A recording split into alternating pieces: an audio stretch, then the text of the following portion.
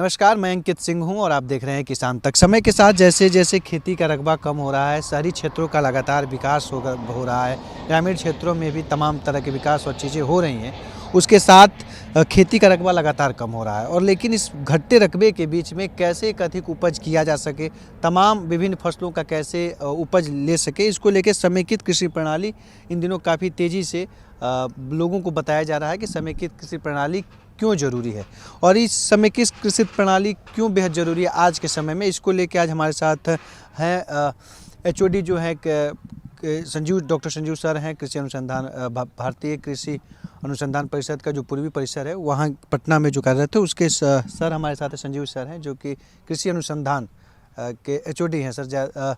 तो सर, ये आज के समय में जो समेकित कृषि प्रणाली है ये आज क्यों ज़रूरी पड़ गया है और इसका कितना महत्वपूर्ण है आज के समय में, अगर बिहार या जो अन्य राज्यों में जहाँ पे छोटे लघु सीमांत की। देखिए, बढ़ती हुई जनसंख्या के कारण जो ज़मीन जो है, खेत का ज़मीन जो है बिल्डिंग में कन्वर्ट होते जा रहा है, तो किसानों का जो जोत है, खेती का जोत है, वो धीरे धीरे छोटा होते जा रहा है। अगर हम बिहार की बात करें तो बिहार में यदि हम एवरेज लें तो प्रति फार्मर जो ज़मीन का जोत है वो करीब 1 एकड़ से भी कम हो गया है। और यहाँ की मुख्य पद्धति जो है, फसल पद्धति जो है, धान गेहूँ है।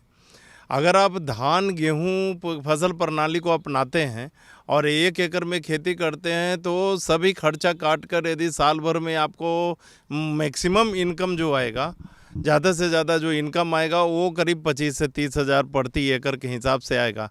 अब आप ये सोचें कि अगर 25 से 30 हज़ार रुपये एक फार्मर को मिल रहा है तो वो अपना आजीविका कैसे चलाएगा।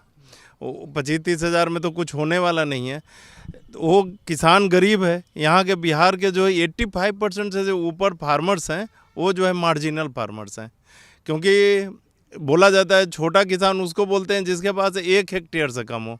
हमारे यहाँ तो स्थिति इतनी विकराल है कि हमारे यहाँ 1 एकड़ से 85% फार्मर कम है, तो वो गरीब हैं तो वो ज़मीन भी नहीं ले सकते। तो क्या करें कि वो 1 एकड़ की खेती से ही इतना धन कमा लेंगे कि कम से कम अपने परिवार की आजीविका को भली भांति जो है पालन कर सके। इसका जो है एकमात्र उपाय है समेकित कृषि प्रणाली।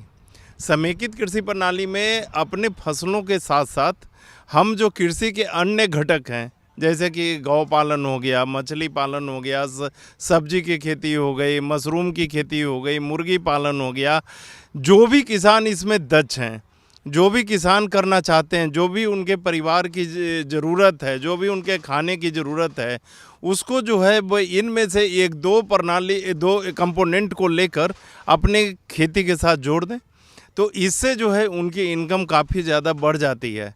हमारे प्रधानमंत्री नरेंद्र मोदी जी का कहना है कि हमको 2022 तक का ही लक्ष्य था कि 22 तक किसानों की आमदनी को दुगना कर देना है। कुछ हुआ भी है, लेकिन हम इसमें प्रयासरत हैं और जब तक किसान जो हैं समेकित खेती प्रणाली को नहीं अपनाएंगे, उस हिसाब से खेती नहीं करेंगे, तब तक जो है ये टारगेट पाना संभव नहीं है। कि अब ये ज़रूरी नहीं है कि हर एक जगह पर जो है पॉन्ड हो, माने तालाब हो।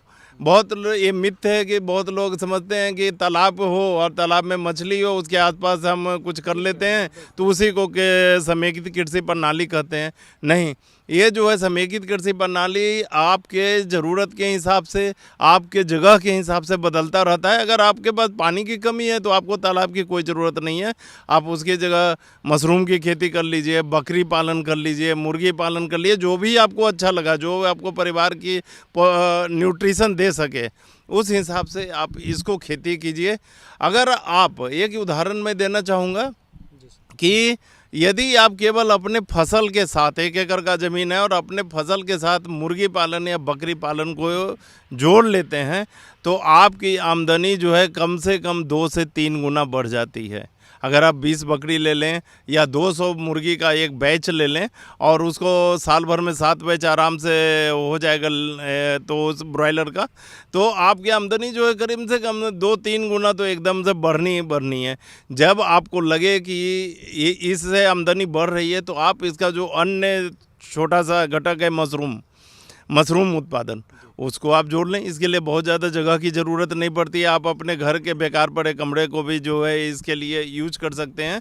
इस तरह से करते हुए समेकित कृषि प्रणाली की एक और ब्यूटी ये है कि ये जो है नेचुरल रिसोर्स है जो आपके खेत पर उपलब्ध है, जैसे कि पुआल, जो धान कटने के बाद जो पुआल बच जाता है उसको जो है उसको गाय का गोबर है या सब्जी का अपशिष्ट पदार्थ जो है उसको हम वर्मी कंपोस्ट या FYM में कन्वर्ट करके अपने रिसोर्स का पुनः चक्रण करके हम फिर खेत से ले आते हैं, यानी खेत का चीज़ खेत में।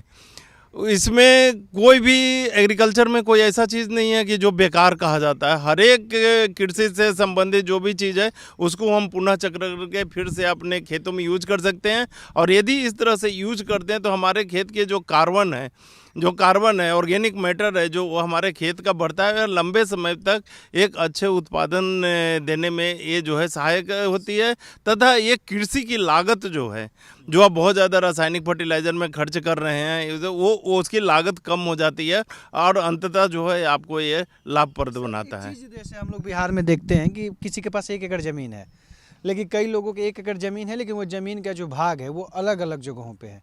अगर 1 से 1.5 बीघा यहाँ पे है तो 1.5 बीघा कहीं और है।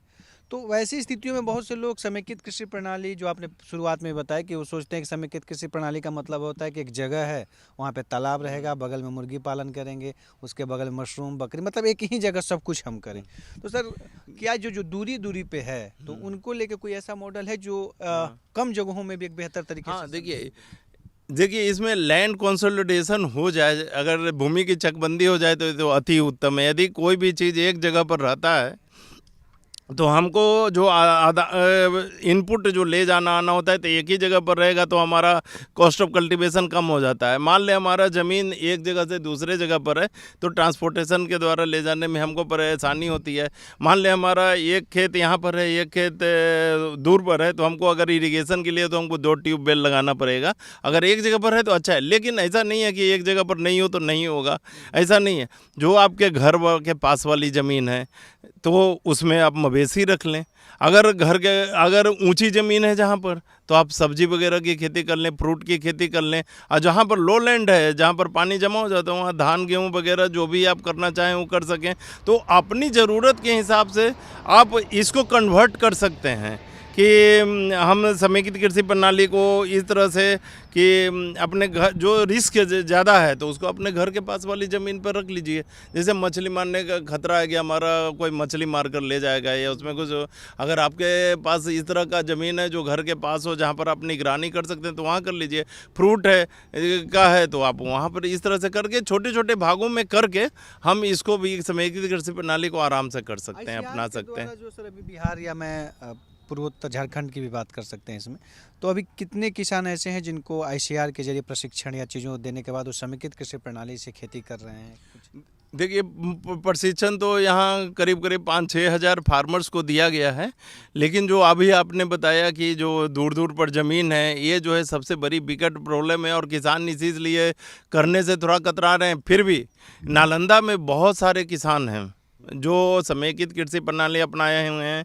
हाँ, हमारा बहुत सारे किसान जो ईस्ट चंपारण, पूर्वी चंपारण और पश्चिमी चंपारण के किसान भी बहुत मात्रा में करीब नहीं भी तो 150 से ऊपर फार्मर जो है ये इंटीग्रेटेड फार्मिंग सिस्टम को अपना रहे हैं। तथा भारतीय कृषि अनुसंधान परिषद की तरफ से ये प्रयास किया गया है कि हर एक कृषि विज्ञान केंद्र जो है वहाँ सारे कृषि विज्ञान केंद्रों में 1 या 2 मॉडल जो है समेकित कृषि प्रणाली का जो उस जगह के लिए अनुरूप है, ये एक मॉडल फार्म के रूप में ये बनाया गया है और वहाँ पर प्रशिक्षण भी दिया जा रहा है। और इस दिशा में अभी सरकार के द्वारा RD प्रोग्राम कृषि मंत्रालय के द्वारा जो है दिल्ली के द्वारा बिहार सरकार को भी 500 हेक्टेयर में समेकित कृषि प्रणाली विकास करने के लिए बजट प्रदान किया गया है और आशा है बिहार सरकार भी इस दिशा में प्रयासरत है और हम सोचते हैं कि जल्द ही जल्द इसका अच्छा परिणाम आएगा। बेहतर आखिरी सवाल सर कि एक बेहतर समेकित कृषि प्रणाली का मॉडल के लिए कितनी ज़मीनों की बिहार जैसे अगर मैं जो छोटे लघु सीमांत जो किसान हैं, बहुत छोटे किसान हैं, कितनी एक बेहतर मॉडल के लिए जिसमें अगर वो 50,000 1 लाख रुपया अपना सालाना कमा सकें तो कितनी ज़मीनों की ज़रूरत होगी एक जगह, ऐसा कुछ है मतलब जो सबसे कम ज़मीनों में हो सके बेहतर मॉडल? देखिए, भारतीय कृषि अनुसंधान परिषद पटना के द्वारा जो है आधा एकड़ का, 1 एकड़ का, 1.5 एकड़ का, 2 एकड़ का सभी तरह का मॉडल तैयार किया गया है। डिपेंड करता है कि आप कौन सा कंपोनेंट सेलेक्ट करना चाहते हैं। जैसे हमारा जो आधा एकड़ का मॉडल है वो जो है 80,000 रुपये जो है प्रदान कर रहा है सालाना। 1 एकड़ का जो मॉडल है वो सालाना जो है 1.5 लाख रुपए तक प्रदान कर रहा है, और 2 एकड़ का मॉडल है करीब 3 साढ़े 3 लाख तक जो है आय प्रदान करने में सक्षम है। डिपेंड करता है कि किसान कौन सा कंपोनेंट सिलेक्शन करना होता है, कौन सा कलेक्शन करना चाहते हैं, और उनके पास आदमी कितना है। इस तरह से जो है कोई भी समेकित कृषि प्रणाली का सबसे ज़रूरी बात है कि कंपोनेंट का सिलेक्शन करते समय उस पर बहुत सारी मंथन किया जाए। ऐसे ही नहीं कि किसी भी वो दूसरा कोई लगाया हुआ है तो उसको देखकर हम लगा लें, क्योंकि जो है समेकित कृषि प्रणाली किसानों दर किसान वैरी करता है। थैंक यू सर, आपका बहुत बहुत धन्यवाद। तो समेकित कृषि प्रणाली का मॉडल जो है ICR में आधा एकड़ से लेकर 2 एकड़ तक है, और इसमें सर ने बताया कि कितनी आप कमाई कर सकते हैं। लेकिन शर्त ये है कि आप इसकी जब समेकित कृषि प्रणाली मॉडल को अपना रहे हैं तो जो वैज्ञानिक है, जो इससे जुड़े हुए एक्सपर्ट हैं, उनकी सलाह ज़रूर लें। और भी कोई तमाम जानकारियाँ हों तो आप ICR में भी संपर्क कर सकते हैं, कृषि विज्ञान केंद्र में भी संपर्क कर सकते हैं। और बिहार जैसे राज्यों के लिए समेकित कृषि प्रणाली क्यों जरूरी है, सर ने बखूबी बताया। तो उम्मीद करते हैं इस समेकित कृषि प्रणाली को लेके आप भी सोचेंगे और कुछ नया करने के बारे में सोचेंगे। अभी के लिए बस इतना ही, दीजिए इजाजत, नमस्कार। अगर ये वीडियो आपको पसंद आया है तो इसे लाइक जरूर करें। अगर चैनल अभी तक सब्सक्राइब नहीं किया है तो कर लें, और नोटिफिकेशन पाने के लिए बेल आइकन भी दबा दें।